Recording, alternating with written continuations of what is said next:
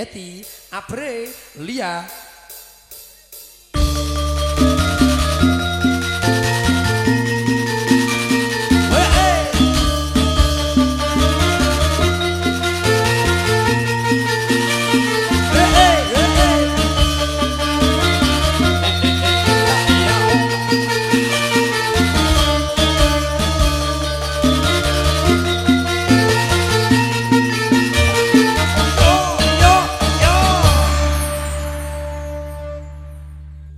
Kira me kejablasan mentang tak ganduli lho. Nyapur kebablasan. Lah yo ketokane tak sawang saka kono kok pandangane kok kosong tibake mlaku kok biasane amit lik apa piye kok yo jablas ae. Kuwatirku nek kejablasan lali panggone. Aku lagi galau, Mas. Sebabe apa to, Dik? Udan. Iyalah, lah nyapa? Butuh kemul? Oh, gak, aku go dhewe kok. Nek butuh kan yo tak silehi to. Wong perkara babakan kemul wae. Aku iki nambek dulur ora mentalanan. Heeh. Ya para tukang wondo? Iya, ingkang baken kan ya padha ngertine iso padha njogone. Butuh kopi Mas nek ngene iki. Lah dalah. Ono Mas. Jarine awakmu ya dodolan dhewe to, Mbak. Jare awakmu ya dodol dhewe. Wis lali aku. Lah ngene sepelan ronyangan kok lali. Wis suwe lho Mas 2 tahun ra dinggo. Iya. Nggih, Mbak Yeti ing dalu menika monggo dipun derekke mbok bilih wonten pamundutan tetembangan napa koleksi saking panjenengan. Oh ngaten nggih. Menika saking ibu-ibu ingkang pinarak wonten mriki wonten pamundutan Ibu.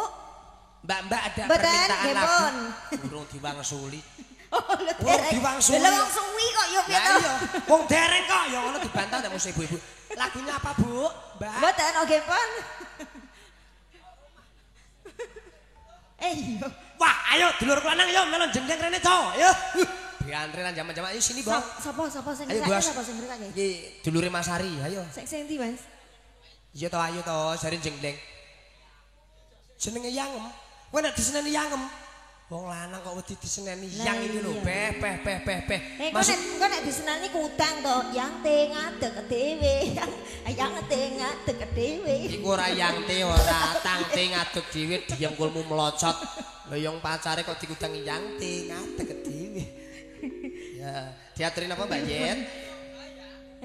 Iki oh kono wis ditunting-tunting kok, Mas. Oh iya. Maho. Saben bengi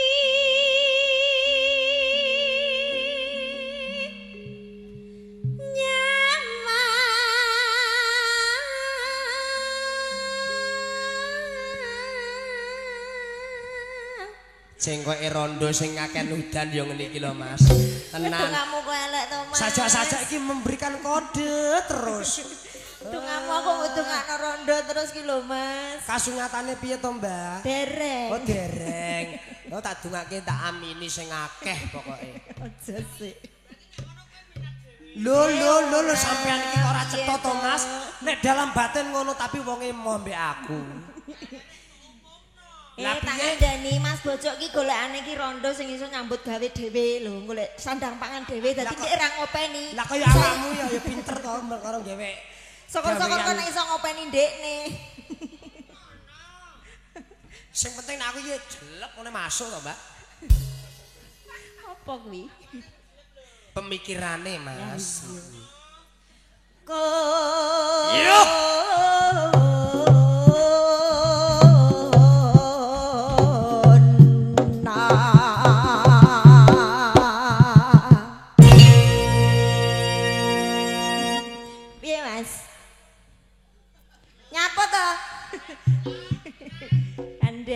Masamu rondo lagi ora ngandangan apa piye? Kowe iki ketok pengalamanmu tapi ketok nek pekokmu kok, Dik. Lah kene to. Jare rondo, nek rondo kan kudune pengalaman. Lah tapi nek dijengking kamu dhuwure kok pokoke ora jamak-jamak lho. Lumrahe nek komburi ki ya bar blutrulas sing nampani kok tibake iringan ya lara no adine Bambang. Ngono to. Lara to nene tapi cetane sik, Mas. Nek trimo dipicuti mo kudune diurut. Dipicut ya ora masuk. Bet saiki kok ya. Selukane. Kok bahasane kok panggah ngono ae kowe iki. Ana tak obat tak betno lak mbohno kowe. Lho, aku duwe dhewe, Dik, wong lanang kok mbok padake karo sapa lho? Iyan. Iya, lah iya to. Aku kok gemes. Nek gemes lumrahe kudu nyayang, kudu apa nek gemes mbek aku kudu mapakno, Mbak. Kudu ngentut.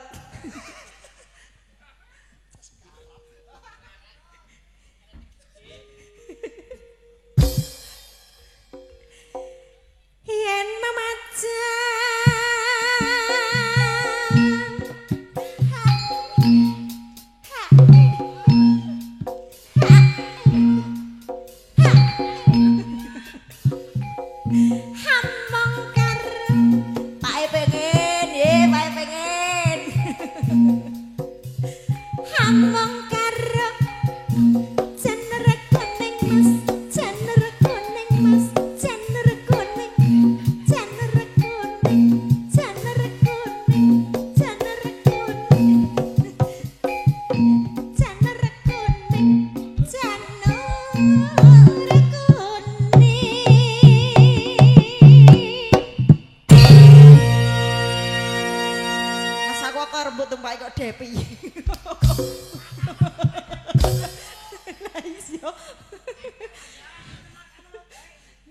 biasanya nek Depi mbok tumpai majlek ngono ki lho. Aku mbok tumpai yo boyo kumat Mas. Aja banter-banter sing lanang nang kene. Sing ndi? Sing ndi? Kowe ora ro to? Bojone Depi ki ora ketang pawane ngangoh. ngangoh. Aja kuwatir wong iki ramu dengan. Lah iya, bojone Depi ora ketang pawane ngangoh, tapi pinter ndene iso dadi tuwa lho Dik mangsamu. Oh lah iki aku macane wis tuwa kok iya piye to. Kene ra trimo titenono. Titenono kowe. Sepurane lho Dik, ya. Ora dadi ngopo ya Dep ya. Lah piye aku mesti diumbah nek ndene nyekel mik kok titenono. Wis to aku paham nek tekone ndekne. Kembang wae amatu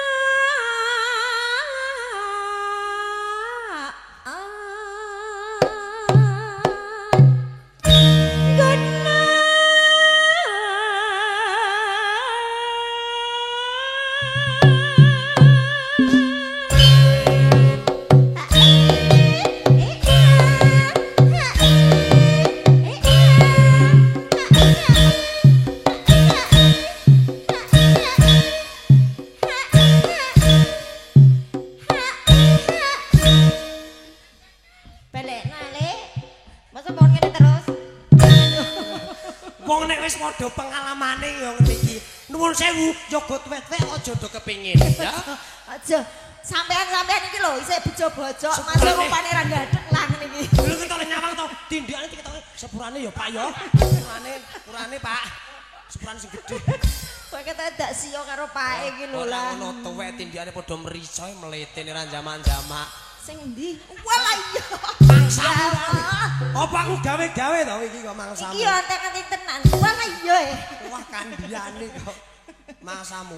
Aja nganti mau coplok ikete mau coplok bahaya. Ono. Antek-antek kok diganduli korek. Iso ae bocah kok iso. Tenan wis jan kemajuan kok ya gone Ernada iki. Kemajuan piye ya tambah rusak iku ah. Wong ngono kok kemajuan iki lho. Tapi ketoke ya sak grup iki kok ameh rusak kabeh Mas. Lho niate ancen dijur. Iki ora ketang piyaine elek-elek tapi kan tetep kuncoro. Lho. Tetep rusak. Iki tak pelinteng lho, Dik. Pacita. Yo.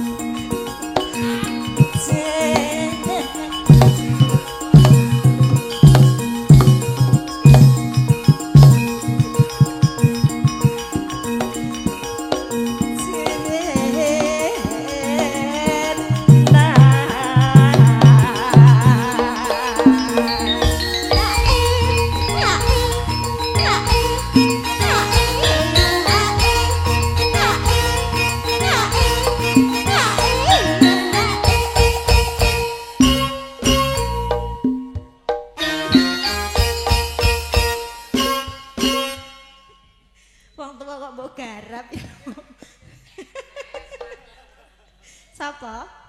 Rene. Ayo Rene. Kala-kala ayo Rene.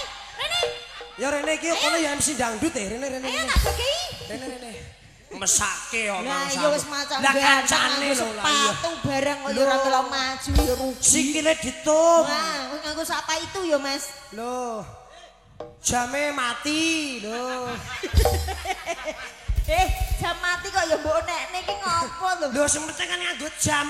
Lah kowe ora nganggo jam e. Lho, sepatune ya apik. Lah iya, wis nganggo sapa itu. Ayo, adine Bang.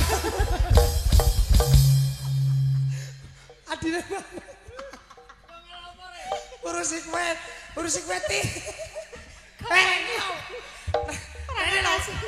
Aku ora ngatasi ya, Mas. Ayo Mas, kene Mas. Mas, kene lho. Sekali-sekali melok jenggleng. Gantine bojok. Maksudnya piye kok mau jagani lho? Maksudnya ganti jenglenge bojok ngono lho. Nek sampean kan wis biasa ngono lho, Mas. Urung-urung mau jagani gantine bojok. Ngalung. Madhep mriko, Mas. Ora usah dicekeli, ora nek mabur. Panas udan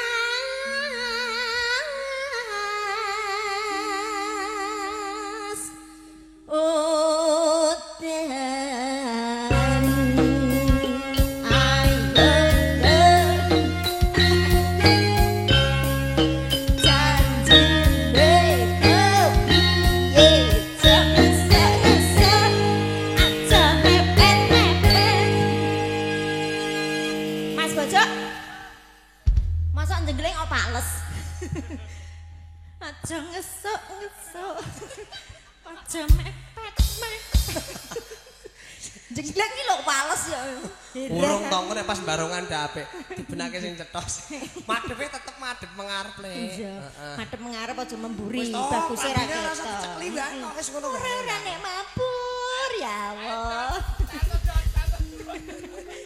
iki dulure lanang ya panas udan panas panas udan haling cepet ya yo boy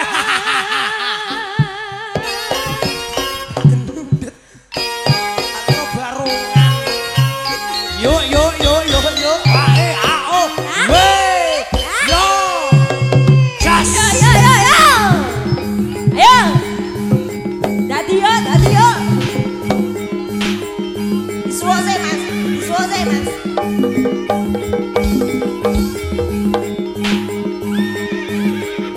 barongan os patunan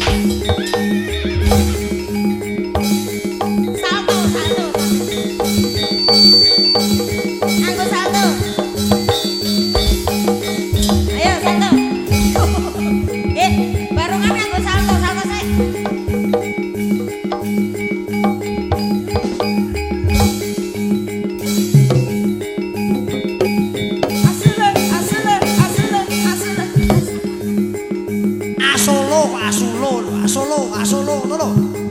Aku apa ning ngono lho, Mas.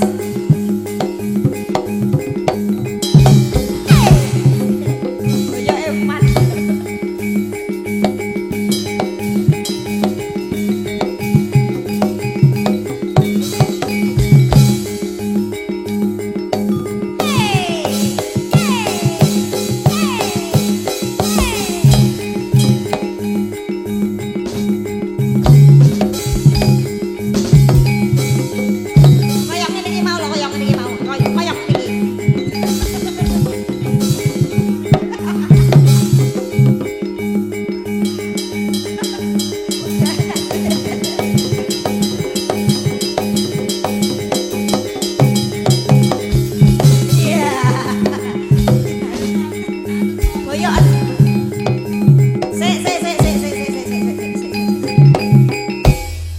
Iki salto kan do ora iso kabeh to. Ana juragan sing iso salto. Sing ndi? Pakare ana dhewe. Ana dhewe. Sing ngendang. Yo, kendangi dangdut Mas. Ayo kendangi kendang dhuwur.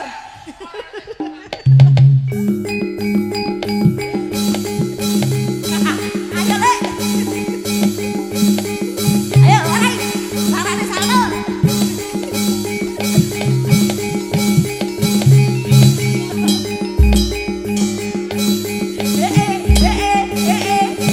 Ayo Lek. Pengen ora gelem bayaran lho. Ora bayaran pengen.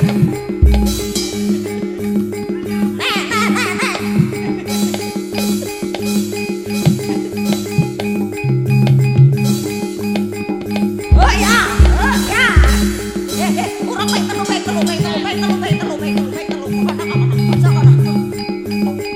Wes, ayo.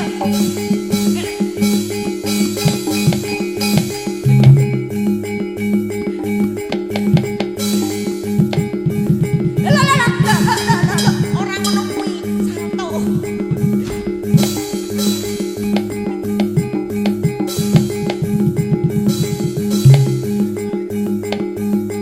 Pengagi ngono kae lho, Lek. Ayo benok mulo. Kowe golek apa? Ah, Ora dadi aman. arek rene. Wis to, bakul ndas siji akeh nang bloro. Yo. Woi.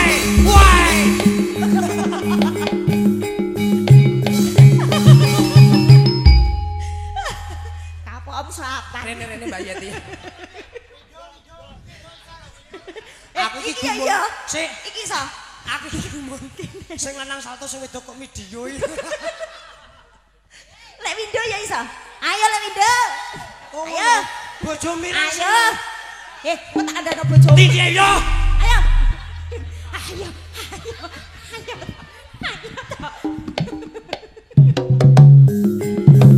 Ayo, moyo kote iki yo ngene kabeh.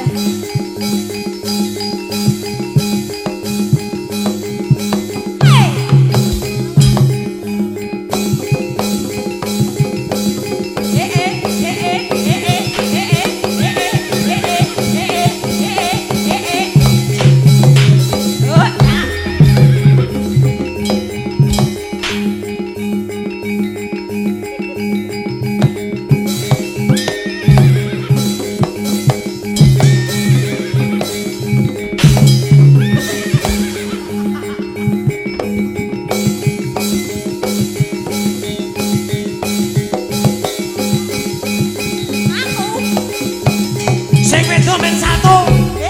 Gak iso aku. Sepisan tok luntung. Yo. Yo, saisone. Oh.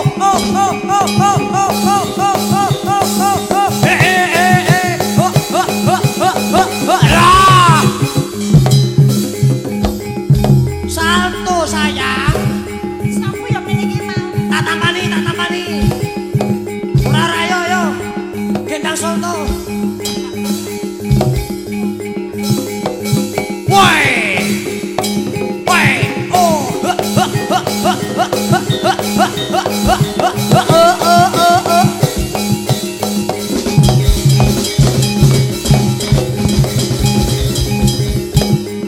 Aja mumpul-mumpul tok. Aku diidak. Hop. Kowe ameng garap wong gerang apa piye? Heh. Kowe tanggung jawab nek vertigo kumat. Buyak. Nang panggung-panggung Vertigo go puskesmas. Tak ngajar. Alhamdulillah, tenan Oke. aku seneng banget. Piye to, Mas? Age iki lho tukang kendang gelem salto ae. Pakare lho, Mas. Mas, gandeng tukang kendang bayarane kok longi ae. Lho, kok malah dilong iki? Ditambah. Lah mirang-mirang no MC-ne. Ngono. Lah MC-ne ora salto to tukang kendang kok salto longi ae. Mirang-mirangi kancane. Piye lho? Aja.